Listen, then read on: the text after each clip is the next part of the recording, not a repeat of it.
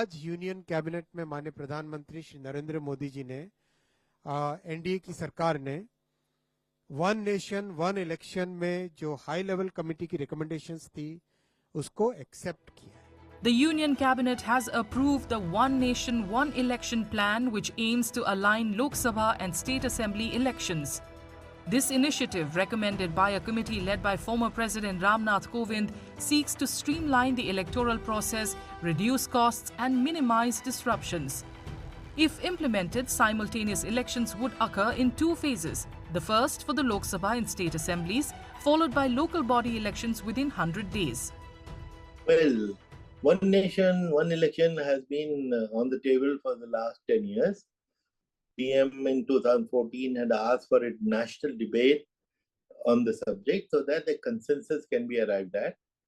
Debate has been going on for 10 years and it has not led to a consensus.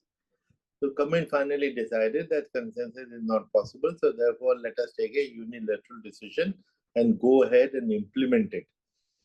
They constituted this Kovind committee. Simultaneous elections were previously held in India until 1967. Restoring the system requires constitutional amendments, a two-thirds legislative majority, and ratification by at least half the states. Additionally, changes to the Representation of the People's Act and practical issues such as the availability of EVMs and polling staff add complexity to the implementation. Critics argue against the One Nation, One Election plan, citing the collapse of the system in 1967 as evidence of its futility. We have found it throughout a completely impractical proposition. We have to first ask ourselves, why are we in the present situation? I've heard the Prime Minister's speeches. He may even be right that it's a frequent interruption of the nation's business to see elections every 6 months somewhere or the other. But the problem is we got here for a reason. We have a parliamentary system. In 52, 57, 62, 67, we had One Nation, One Election. But many of the state governments elected in 67 collapsed. They were not able to sustain their majority. Therefore, the election calendar in those states changed. They collapsed at different times, so elections came at different times.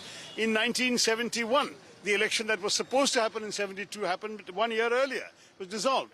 You find that the calendar keeps shifting like this.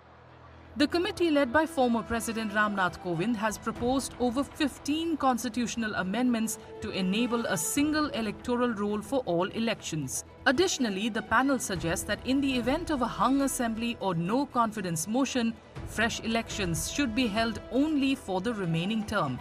The bill is expected to be introduced in Parliament during the winter session.